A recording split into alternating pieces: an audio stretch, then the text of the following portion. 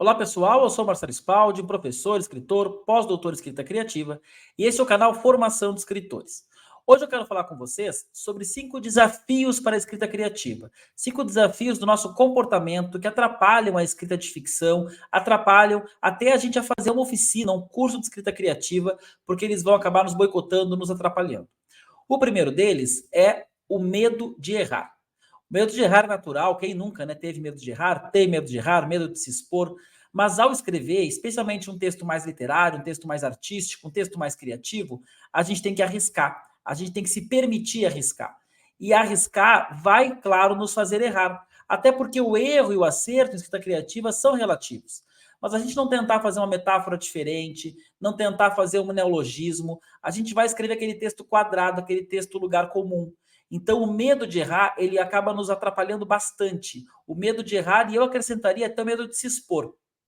Quando a gente está numa oficina, um ambiente controlado, a gente não vai se expor. Um professor, ele está muito treinado, é muito profissional para fazer comentários pertinentes, construtivos. Tem que ter algum cuidado com grupos de escrita, quando às vezes algum participante não é tão cuidadoso assim e pode, às vezes, nos magoar, nos atrapalhar. Mas, em geral, as pessoas que trabalham com isso, as pessoas que participam de grupos de escrita, elas sabem que está todo mundo no mesmo barco, todo mundo começando. Então, evitem esse medo de errar. Arrisquem, tentem escrever textos que vocês não estão acostumados. Pessoas que gostam muito de ler contos, por que não escrever uma crônica? Pessoas que estão acostumadas com a crônica, por que não fazer um conto? A gente sair da zona de conforto, sair do lugar comum, é fundamental para qualquer arte e especialmente, claro, para a escrita criativa. Então, evitem o medo de errar. Primeiro, porque erro e acerto são relativos muitas vezes. Segundo, porque o medo de errar acaba nos dificultando ir adiante. E aqui está incluído o erro de errar português, né? A pessoa tem medo de errar uma vírgula, errar uma ortografia e por vezes acaba não escrevendo para não se expor, não ver aqueles erros. Mas, paralelamente à escrita criativa, a gente pode, claro, aperfeiçoar a gramática, aperfeiçoar a escrita a partir das vírgulas, enfim, as teorias mais linguísticas. O importante é ir adiante. Eu sempre digo, gente, ler e escrever não é obrigação de ninguém. Ler e escrever é um direito que vocês têm. Então, vocês têm o direito de escrever, o direito de se expressar, o direito de publicar o que vocês escrevem, o que vocês pensam, e o medo de errar, por vezes, nos boicota, nos atrapalha bastante. Aí a gente vai ter aqui o senso comum.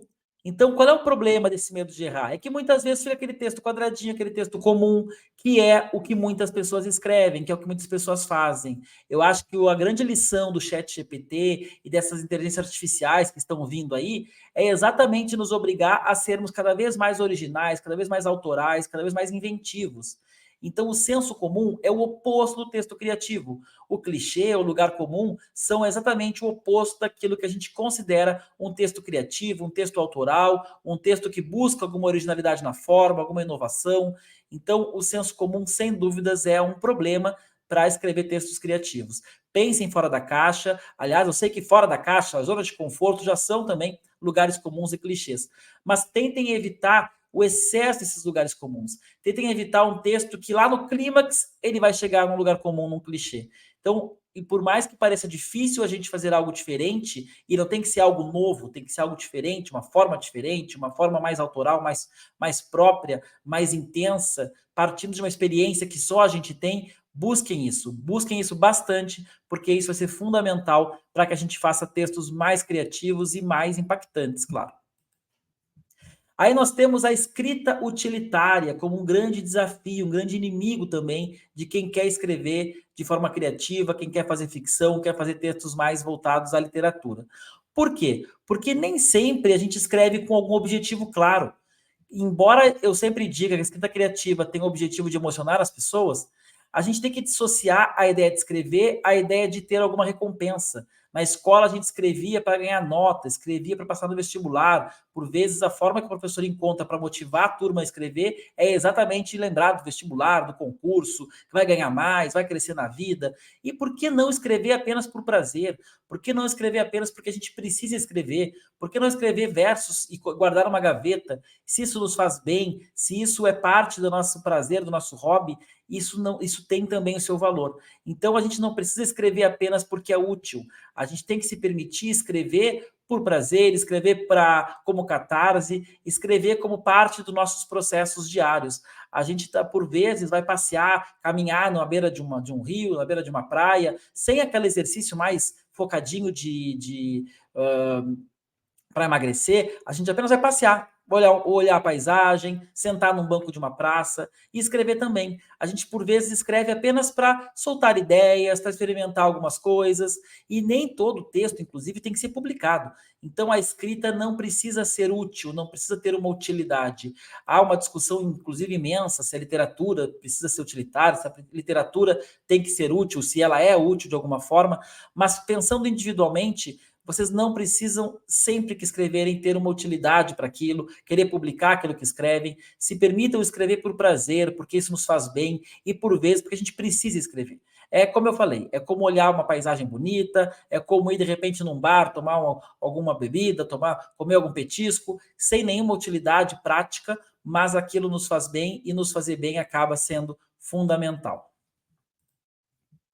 A falta de tempo, sem dúvidas, é um grande desafio. A gente encontra muitos e muitos participantes do curso que reclamam falta tempo para ler, falta tempo para escrever, e de fato, a nossa rotina é sempre muito apertada, é sempre muito intensa, então a questão do tempo é um fator, ainda mais hoje em dia, fundamental. Mas aí, assim, a gente tem gêneros curtos, como pequenos poemas, os poetriques, os haikais, os minicontos, aforismos, a própria crônica é um gênero curto, fazer contos não tão longos, com uma página, 2 páginas. Então, nem sempre a escrita é um ato que é trabalhoso, que leva tempo.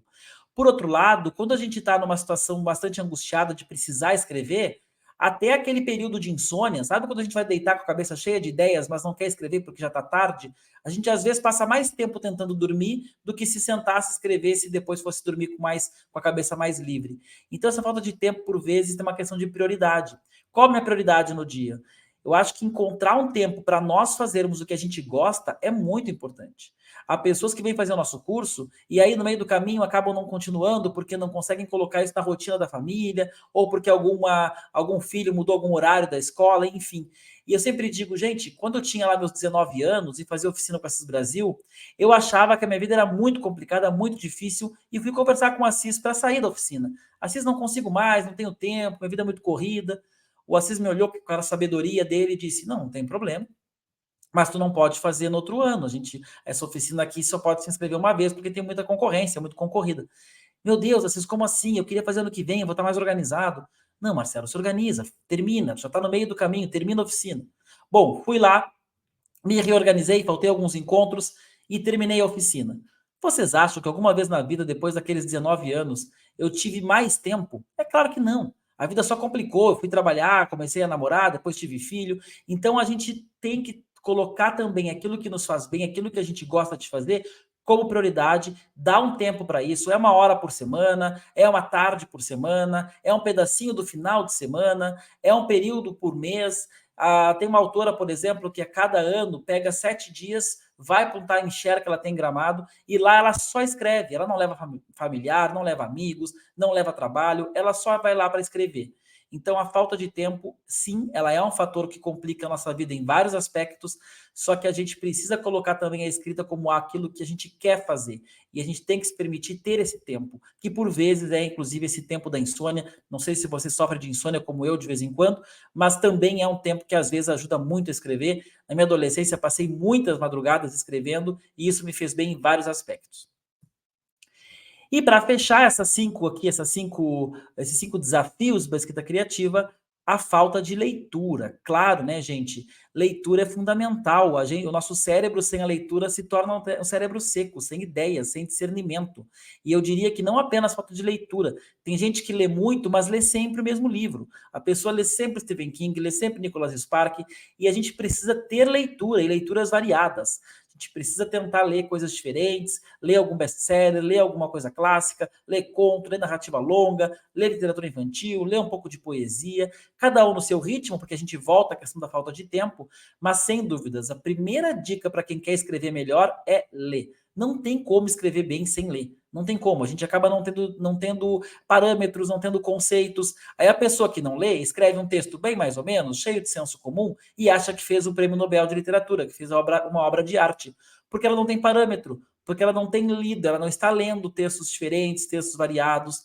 Então a leitura é fundamental e a falta de leitura é um comportamento que atrapalha muito a escrita criativa e, claro, atrapalha muito a escrita como um todo. Bom, espero ter ajudado vocês com esse vídeo. Deixem nos comentários outros aspectos que vocês consideram que atrapalham a escrita criativa. Quem sabe a gente faz depois um outro vídeo com esses aspectos que vocês vão trazer para nós aqui no vídeo, aqui nos comentários. E não deixem de compartilhar nosso canal, de se inscrever para quem não é inscrito e do mais. Até o próximo vídeo, gente. Tchau!